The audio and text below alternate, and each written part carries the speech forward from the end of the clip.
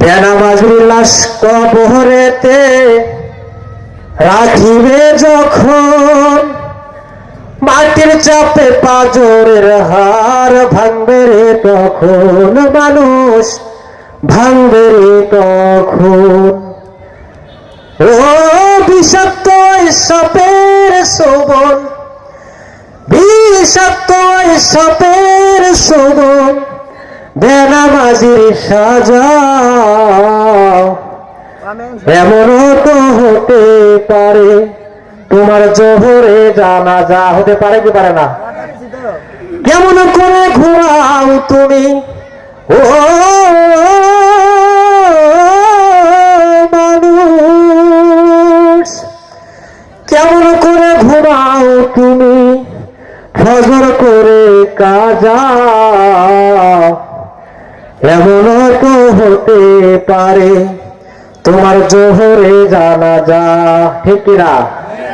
বেনামাজি পাবে না হাই নবীর শাফায়াত, দুর্যোগ হবে শেষ ঠিকানা, আঘাত আর আঘাত মানুষ, আঘাত আর আঘাত। বেনামাজি পাবে না হাই নবীর শাফায়াত, দুর্যোগ হবে শেষ ঠিকানা, আঘাত আর আঘাত মানুষ, আঘাত আর আঘাত। ও বিষাক্ত সাপের শোভন, ও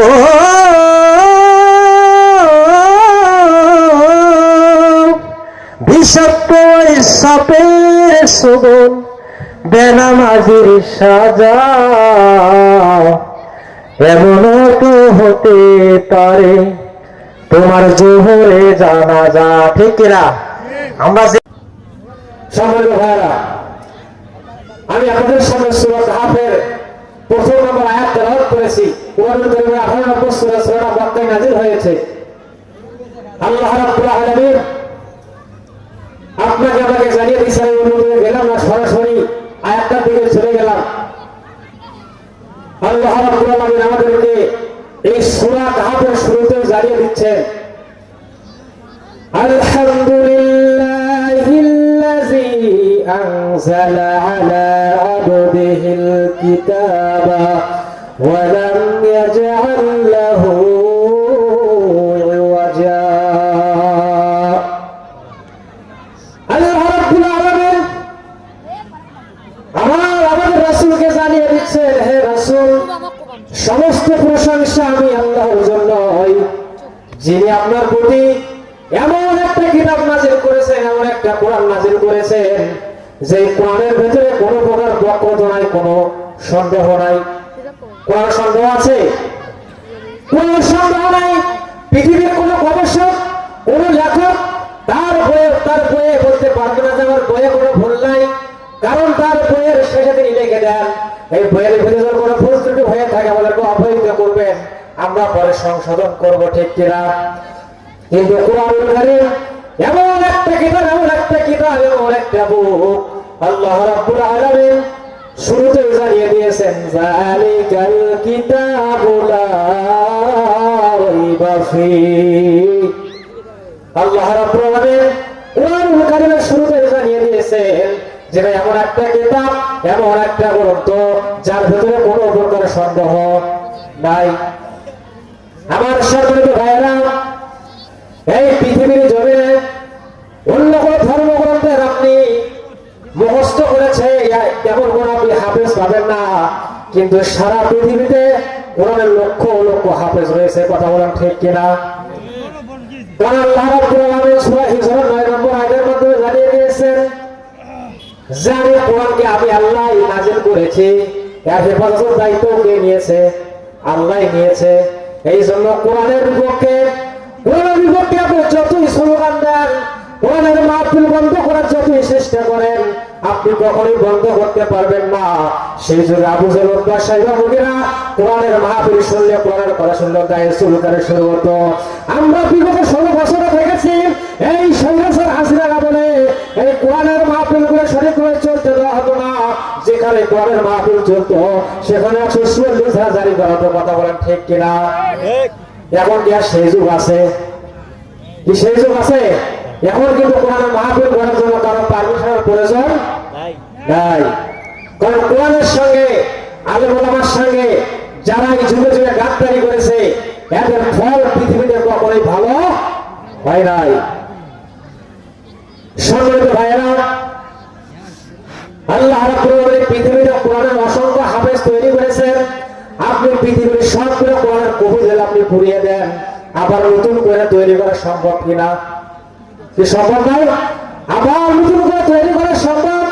এই জন্য হিন্দু শিল্পী কত সুন্দর করে একটা গান গাইলেন, যদি আগুন লেগে ধ্বংস হয়ে যায়, ধ্বংস হয়ে যায়, যদি আগুন লেগে ধ্বংস হয় পৃথিবীর সব বইয়ের দোকান, তো বিশ্ব থেকে হারাবে না, তো বিশ্ব থেকে হারাবে না পবিত্র কোরআন। ঠিক না?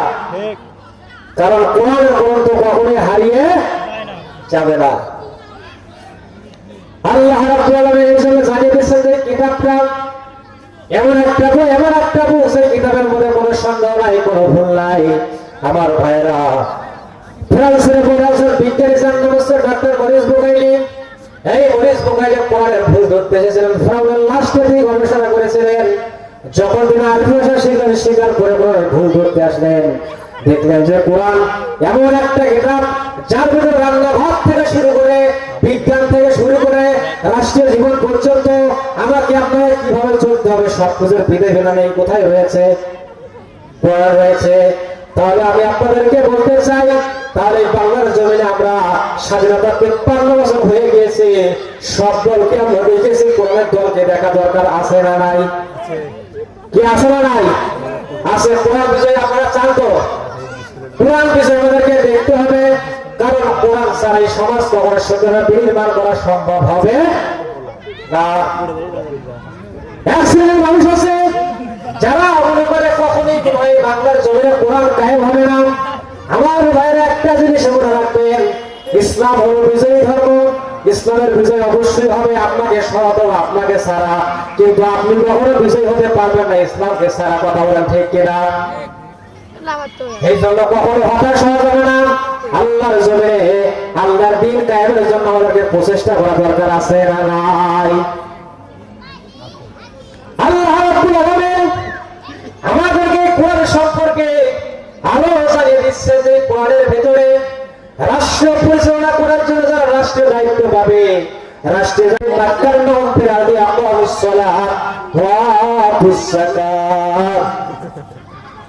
আল্লাহ রাব্বুল আলামিন জানিয়ে দিচ্ছেন যারা ইসলামী রাষ্ট্রের রাষ্ট্রীয় ক্ষমতা প্রতিষ্ঠিত হবে তাদের 1 নম্বর দায়িত্ব হলো, 1 নম্বর তারা নামাজ কায়েম করবে, 2 নম্বরে যাকাতের ব্যবস্থা চালু করবে, 3 নম্বরে সৎকার আদেশ দিবে এবং অসৎ কাজে বাধা দেবে। বলার তো দেখে নামাজকে বাংলাদেশে কায়েম আছে, কায়েম আছে। নামাজ পড়ার কায়েম হওয়ার কিন্তু এক জিনিস নয়। যখন রাষ্ট্রের সংসদ ভবনে নামাজ কায়েম হবে, 100 এমপি দাঁড়িয়ে সংসদ ভবনের মাননীয় স্পিকার আজ থেকে বাংলাদেশের খুনের বাঙালির উপর নামাজ চালু করে দেওয়া হোক, বলার তো দেখে মানুষ পড়তে বাধ্য কিনা? যখন পুলিশ যখন টহল দেওয়া শুরু করবে, বিজিবির গাড়ি যখন গ্রামে গ্রামে ঢুকে যাবে, মানুষ অটোমেটিক নামাজ পড়া শুরু করে দিবে। যখন জাকাত ব্যবস্থা চালু হয়ে যাবে, দারিদ্র্য বিমোচনে জাকাতের কোনো বিকল্প নাই। যখন বাংলাদেশের দেশে যদি 7 বছর ইসলামী অনুশীলন চালু করে, 7 বছর কোরআন যদি দেশ পরিচালনা করা হয়, ইনশাআল্লাহ বাংলাদেশের জাকাত দেওয়ার মতো কোনো মানুষ থাকবে না। কথা কি বুঝতেছেন? জাকাত দেওয়ার মতো কোনো মানুষ থাকবে না। কিন্তু আজকে আমরা সেই পক্ষে আমরা কাজ করতে চাই না। প্রিয় মুসলমান ভাইয়েরা, আমি আপনাদের সামনে আয়াতটা তেলাওয়াত করেছি। আল্লাহ রাব্বুল আলামিন বলেছেন যে কোরআনের ভিতরে কোনো বক্তব্য নেই, কোরআনটা হচ্ছে কি সোজা। এই কোরআনের ভিতরে কোনো বক্তব্য নাই। আমার ভাইয়েরা, এই কোরআনের কথাগুলো সবাইকে ভালো লাগবে না। আমরা গত কয়েকদিন আগে দেখেছি বাংলাদেশের একজন জুলাই যোদ্ধার যার নাম হচ্ছে ওসমান হাদি, নাম শুনেছেন? এই ওসমান হাদি, যার জীবনে তামান্না ছিল, ইচ্ছা ছিল যে তিনি আল্লাহর জন্য আল্লাহর দ্বীন ধ্যান করতে চান, যার জীবনের ইচ্ছা ছিল যে তিনি শহীদ হয়ে মারা যাবেন, তার সন্তান যেন বীর হয়ে জন্মগ্রহণ করে, এই বক্তব্য দেওয়ার কারণে দেখা গেল যে ভারতের বাইরের গোয়েন্দা সংস্থা তাদের কিছু মুখবল কাজে লাগিয়ে ওসমান হাদি ভাইকে কিভাবে গুলি করে হত্যা করা হয়েছে, কথা বলেন ঠিক কিনা? প্রিয় ভাইরা, আমি আপনাদের সজাগ না হতে পারি, আমি আপনাদের এখন থেকে হুঙ্কার না দিতে পারি, তাহলে কিন্তু যারাই হকের কথা বলবে, হকের পথে চলবে, এই বাংলার জমিনে তারা কিন্তু বেশি দিন টিকতে পারবে না। 101 আমাদের সমাজে এক শ্রেণীর মানুষ আছে যারা এই বাংলার জমিনে যারা নাস্তিকবাদী কায়েম করতে চায়, যারা বাংলার জমিনে নাস্তিকবাদী কায়েম করতে চায়, বিদেশিদের কথা মতো তারা দেশকে পরিচালনা করতে চায়। বলেন তো দেখি, বাংলাদেশ কি বিদেশিদের কথা মতো চলবে নাকি বাংলাদেশের মানুষদের কথা মতো চলবে? বাংলাদেশের জনগণ যারা ভেবে দেবে, বাংলাদেশের জনগণ যারা সাপোর্ট করবে, সেই অনুযায়ী দেশ পরিচালনা করতে হবে, কথা বলেন ঠিক কিনা? আমার সম্মানিত ভাইরা, এই বাংলার জমিনে নাস্তিকবাদী কায়েম করার জন্য কিছু বাবার রাম এই বাংলার জমিনে কিন্তু উঠে পড়ে লেগেছে, কথা বলেন ঠিক কিনা? কিন্তু এই নাস্তিকদের এই বাংলার জমিনে কখনো ঠাঁই দেওয়া যাবে না। নাস্তিকতা নিপাচ্ছাদ, তিনি ইসলাম জিন্দাবাদ, নাস্তিকতা নিপাচ্ছাদ, তিনি ইসলাম জিন্দাবাদ, কোটি প্রাণে একই আওয়াজ, কোন হিসাব পাবে না, এই বাংলায় ঠাই হবে না, মুসলমানরা জেগেছে আজ। ও যোগ্যদের সামনে চলো, বজ্র কণ্ঠে আওয়াজ তোলো, সবাই মিলে একই সুরে দাও না স্লোগান, নারায়ে তাকবীর, নারায়ে তাকবীর, ইসলাম দিন ইসলাম জিন্দাবাদ জিন্দাবাদ, ইসলামের এই জন্য দেশের হয়েছে জন্ম, ইসলামের বিরুদ্ধে গেলে দেশ হবে ভিন্ন, ঠিক না? ইসলামের এই জন্য দেশের হয়েছে জন্ম, ইসলামের বিরুদ্ধে গেলে দেশ হবে ভিন্ন, ইসলামের বিরুদ্ধে যারা দিয়েছে অবস্থান, এই বাংলায় ঠাই হবে না, যায় হিন্দুস্তান, ঠিক না?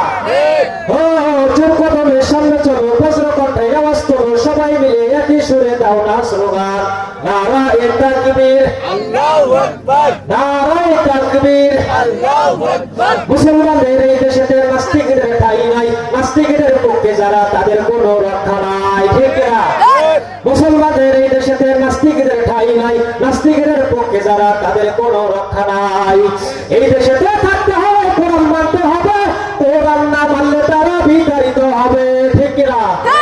ও যোগ্যতমের সামনে চলো, বজ্র কণ্ঠে আওয়াজ তোলো, সবাই মিলে একই সুরে দাও না স্লোগান, নারায়ে তাকবীর, আল্লাহু আকবার, নারায়ে তাকবীর, আল্লাহু আকবার, দিন ইসলাম দিন ইসলাম জিন্দাবাদ জিন্দাবাদ। আজকের মাহফিল সফল হোক, সফল হোক, লিল্লাহে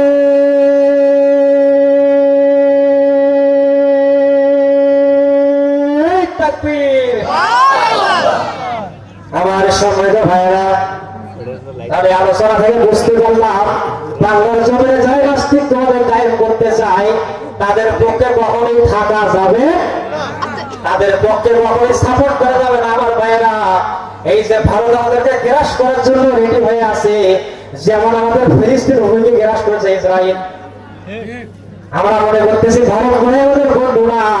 বিশ্ব নবী সাল্লাল্লাহু আলাইহি ওয়াসাল্লাম এই জন্য হাদিসের ভেতরে আজ থেকে 1500 বছর আগে বলে দিয়েছেন যে ভারতের সাথে মুসলমানদের একটা যুদ্ধ হবে, যে যুদ্ধের নাম হচ্ছে গাজওয়াতুল হিন্দের যুদ্ধ। কিসের যুদ্ধ? গাজওয়াতুল হিন্দ। গাজওয়াতুল হিন্দের যুদ্ধ সংগঠিত হবে। গাজওয়া শব্দের অর্থ হচ্ছে অভিযান, এবং হিন্দ শব্দের অর্থ হচ্ছে অর্থাৎ সার্বভৌমত্বে যে 8টি দেশ হয়েছে, বাংলাদেশ, পাকিস্তান, আপনার যে মালদ্বীপ, ভুটান, এই অঞ্চলগুলোকে আরবিতে হিন্দ বলা হয়। কি বলা হয়? আরবিতে হিন্দ বলা হয়। বিশ্ব হাদিসের ভেতরে বলেছেন এই গাজওয়াতুল হিন্দের যুদ্ধ সংঘটিত হবে যখন ভারতের জমিনে মুসলমানদের উপর অত্যাচার বেড়ে যাবে, সেখানে যখন মুসলমানেরা ধর্ম পালন করতে পারবে না, অবমর্দন যখন বেড়ে যাবে, সেখানে গাজওয়াতুল হিন্দের যুদ্ধ সংঘটিত হবে। আমার সম্মানিত ভাইরা, এই গাজওয়াতুল হিন্দের যুদ্ধ সম্পর্কে রাসূল সাল্লাল্লাহু আলাইহি ওয়াসাল্লাম হাদিসের ভিতরে বলেছেন এই যুদ্ধে কোনো মুসলমান যাক আর না যাক, আমি রাসূল যদি সেই হয় বেঁচে থাকি, আমি একাই সেই যুদ্ধে লড়াই করবো। সুবহানাল্লাহ বলেন। তাহলে এই যুদ্ধের গুরুত্ব কতটুকু বিশ্বশেষের হাদিসের ভিতরে আরো বলেছেন, এই গাজওয়াতুল হিন্দের যুদ্ধে যারা অংশগ্রহণ করবে, আল্লাহ রাব্বুল আলামিন তাদেরকে বদরি সাহাবীদের সমান মর্যাদা দান করেন। সুবহানাল্লাহ বলেন। আর এই যুদ্ধে যারা গাজী হয়ে ফিরবে, আল্লাহ রাব্বুল আলামিন তাদেরকে জাহান্নাম থেকে মুক্তি দিবেন। ঈসা আলাইহিস সালাম যখন এই পৃথিবীতে দাজ্জাল যখন আসবে, দাজ্জাল আসার পরে পৃথিবীতে 40 দিন অবস্থান করবে। বাইরে 40 দিন অবস্থান করার পরে যখন তিনি মানুষদেরকে ঈমান হারা করবেন, ব্যাধিন যখন বানিয়ে দিবেন, ঈসা আলাইহিস সালাম যখন দাজ্জালকে ধ্বংস করবেন, দাজ্জালকে ধ্বংস করার পরে আমার ভাইরা ফিলিস্তিনের একজন রাজা থাকবে, ওই রাজা তার সৈন্যবাহিনীকে পাঠিয়ে দিবে গাজওয়াতুল হিন্দে যুদ্ধ করার জন্য। এই যে ভারতের যারা মুশরিক যারা আছে, এদেরকে টেনে হিসেবে শেকল দিয়ে বের করা হবে, তাদেরকে সেখান থেকে বের করা হবে। মুসলমান এই যুদ্ধে 3 ভাগে বিভক্ত হয়ে যাবে। এক ভাগ কাফেরদেরকে দেখে পালিয়ে যাবে, এক ভাগ বেশিরভাগ মানুষ যুদ্ধে শহীদ হয়ে যাবে, আর এক ভাগ যারা গাজী হয়ে ফিরবে তারা দামেস্কের মধ্যে ঈসা আলাইহিস সালাম যে মসজিদে নামবে, ওই মসজিদে ঈসা আলাইহিস সালামের সঙ্গে সাক্ষাৎ করবেন। সুবহানাল্লাহ বলেন। বিশ্বনবী সাল্লাল্লাহু আলাইহি ওয়াসাল্লাম হাদিসের মধ্যে আরো বলেছেন, এই গাজওয়াতুল হিন্দের যুদ্ধে এতটা ভয়াবহ হবে, মুসলমানদের পায়ের টাকুনি পর্যন্ত মানুষের রক্ত উঠে যাবে, মানুষের রক্তের কারণে বন্যা হয়ে যাবে। এই আমাদের পায়ের টাকুনি রক্তের ভিতরে ডুবিয়ে যাবে, এত ভয়াবহ যুদ্ধ হবে।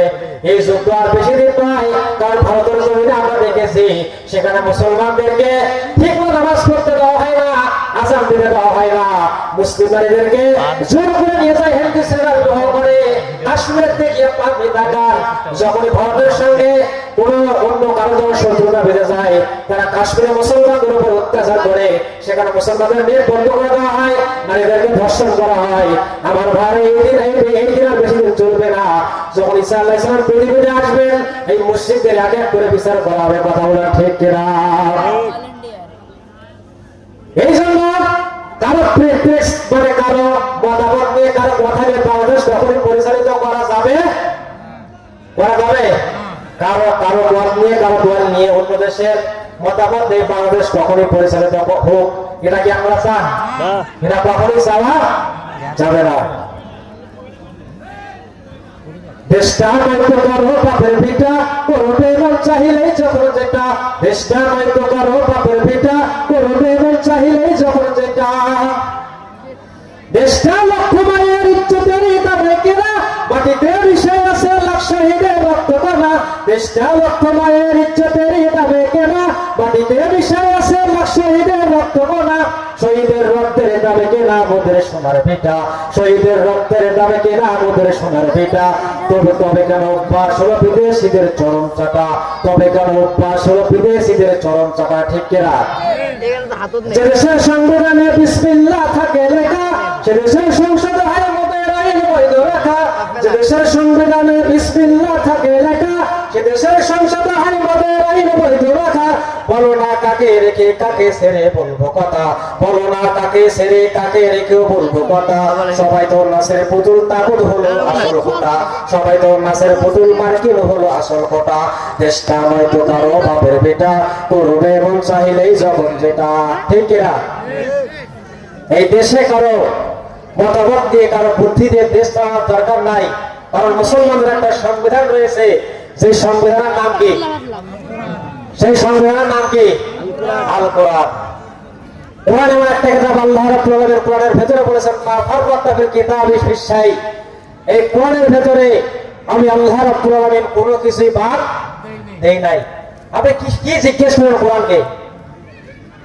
বিজ্ঞান যে বিষয়টা আজকে 50 বছর 100 বছর আগে প্রমাণ করেছে, বিজ্ঞান সেই কথা রাস্তাঘাটে 1000 বছর আগে বলে দিয়েছে। সুবহানাল্লাহ বলবেন না? বিজ্ঞানের সবচেয়ে জয় জয়গার একটা উক্তি রয়েছে, জয় জয়গার একটা গবেষণা রয়েছে। যেই উক্তি, যেই গবেষণার নাম হচ্ছে বিগ ব্যাং থিওরি। নাম শুনেছেন? বিগ ব্যাং থিওরি, যে পৃথিবী, গ্যালাক্সি, হেরিকা বা চন্দ্র, সূর্য, এগুলো সব এক জায়গায় একটা বিন্দুতে পরিণত ছিল। আল্লাহ রাব্বুল আলামিন একটা মহা বিস্ফোরণের মাধ্যমে এই পৃথিবী, গ্যালাক্সি, নেহেরিকা, এই সব কিছু আল্লাহ তাআলা সৃষ্টি করেছেন। সুবহানাল্লাহ বলবেন না? বিজ্ঞানের একজন, তার নাম হচ্ছে, নামটা ভুলে গেলাম, যে একজন পদার্থবিদ স্টিফেন হকিং, তার নাম হচ্ছে স্টিফেন হকিং। তিনি এটা প্রমাণ করেছেন যে পৃথিবীর সব কিছু আগে একটা বিদ্যুতের রূপান্তরিত ছিল। আল্লাহ তাআলা একটা বিস্ফোরণের মাধ্যমে পৃথিবীর সব কিছু কি করেছেন? সৃষ্টি করেছেন। এই যে চাঁদের যে আলো, বিজ্ঞান একবার বলে যে চাঁদের আলো নিজস্ব আলো, আর একবার বলে না, তার নিজস্ব আলো নয়। চাঁদের আলো কিন্তু আসলে নিজস্ব কোনো আলো সূর্য থেকে কি করা, ধার করে নেওয়া। একবার তারা বলে যে পৃথিবী, সূর্য, চন্দ্র, তারা সবাই একই কক্ষপথে ঘোরে, কিন্তু কোরআন আমাদেরকে জানিয়ে দিয়েছেন যে এগুলো একই কক্ষপথে ঘোরে না, যার যার কক্ষপথে সেই ঘোরে। সুবহানাল্লাহ বলবেন না? তাহলে কোরআনের ভেতরে আল্লাহ তাআলা কি দেয় নাই? মা ফাররাতনা ফিল কিতাবি মিন শাই। এই কোরআন এমন একটা কিতাব, আমি আল্লাহ রাব্বুল আলামিন এর ভেতরে কোনো কিছুই বাদ দেই নাই। এই যে আমরা এখানে যারা বসে আছি, বলেন তো দেখি, আমরা কি ইশার সালাত সকলেই পড়েছি? সকলেই কিন্তু আমরা ইশার সালাত পড়ে নাই। কারণ প্রিয় ভাইয়েরা, এই যে মাহফিলের উদ্দেশ্যই হলো মানুষ যদি নামাজমুখী হয়, কোরআনমুখী হয়, আল্লাহমুখী হয়, এটাই তো উদ্দেশ্য, নাকি বলেন? কারণ রাসূল সাল্লাল্লাহু আলাইহি ওয়াসাল্লাম হাদিসের ভিতরে বলেছেন, আউয়ালু মা ইউহাসাবু বিহিল আবদু ইয়াউমাল কিয়ামাহ, কিয়ামতের দিনের বান্দার সর্বপ্রথম যে হিসাব নেওয়া হবে, সেটা কিসের হিসাব? নামাজের হিসাব নেওয়া হবে। যেন নামাজের ব্যাপারে আমাদেরকে মনোযোগী হতে হবে। আমার ভাইয়েরা, এই নামাজ সম্পর্কে কত সুন্দর একটা গান লিখলেন দক্ষিণবঙ্গের একজন শিল্পী, যার নাম হচ্ছে রকুরুজ্জামান।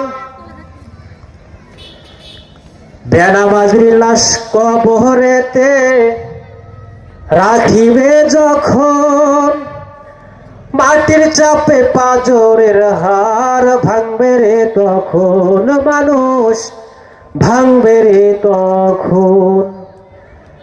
ও বিষাক্ত সাপের শোভন, বিষাক্ত সাপের শোভন, বেনামাজির সাজা,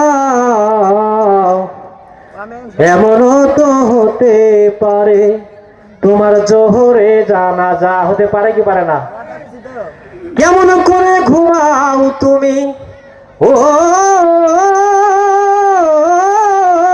মানুষ, কেমন করে ঘুমাও তুমি ফজর করে কাজা,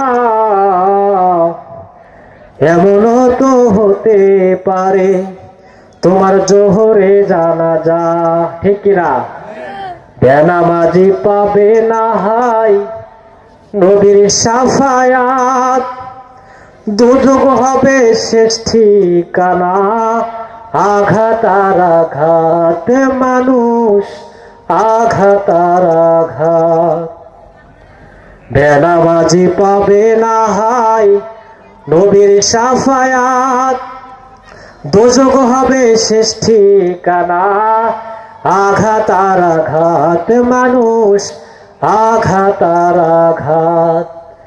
ও বিষাক্ত ওই সাপের শোভন, ও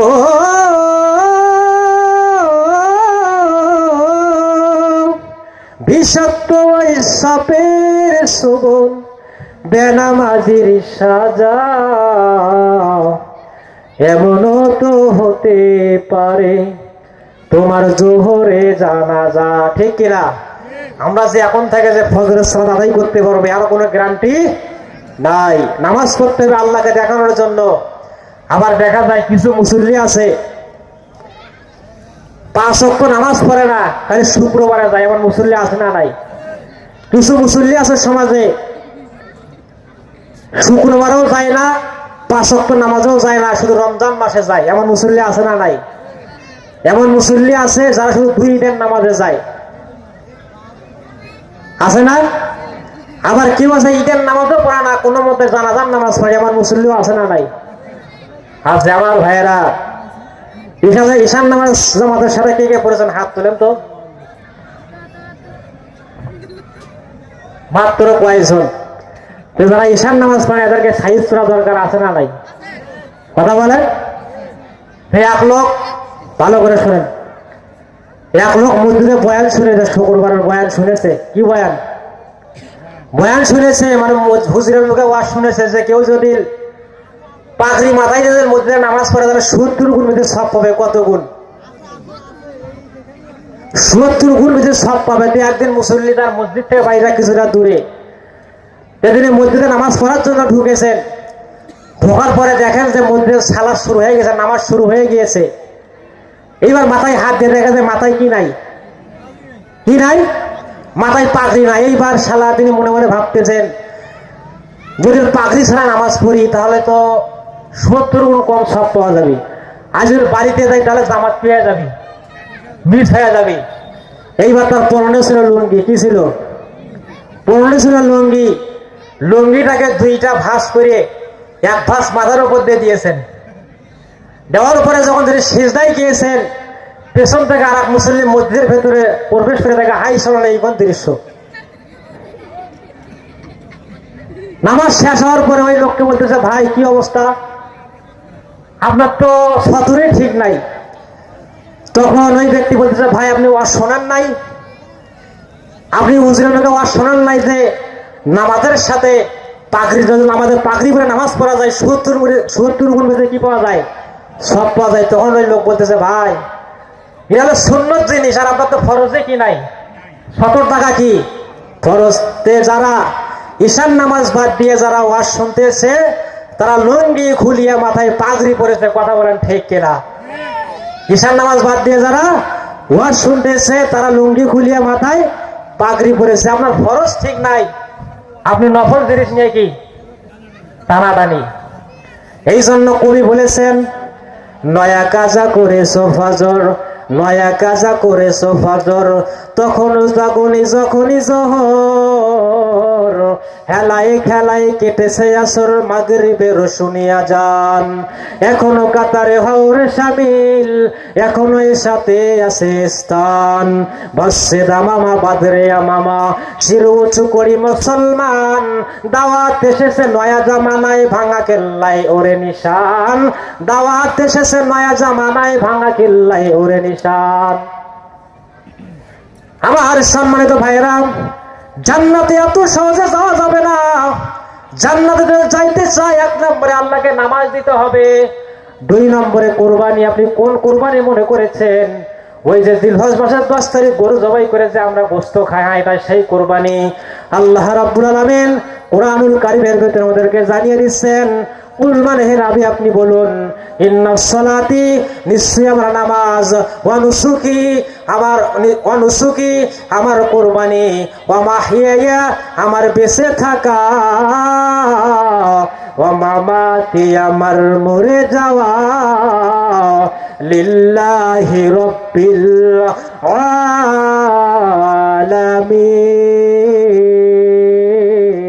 আলামিন। আল্লাহু আকবার বলেন।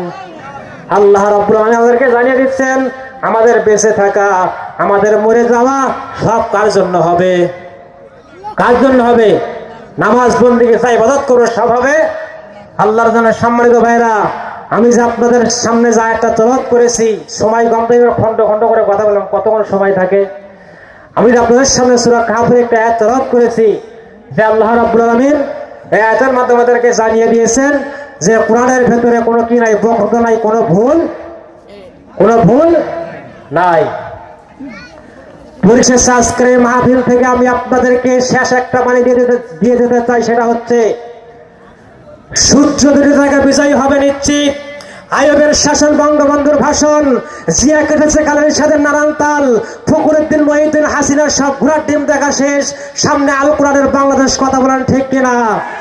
আগামীর সূর্য কোরআনের সূর্য, আগামীর সূর্য ইসলামের সূর্য, আগামীর ইসলামের বাংলাদেশ। কথা বলেন ঠিক কিনা? এই দেশের লক্ষ কোটি যুবকেরা রাতের শেষ ভাগে তাহাজ্জুদ পড়ে, সকালবেলা বন্ধুর কাছে কোরআনের দাওয়াত নিয়ে যায়, যে বিশ্ববিদ্যালয়ে কোরআনের দাওয়াত দিলে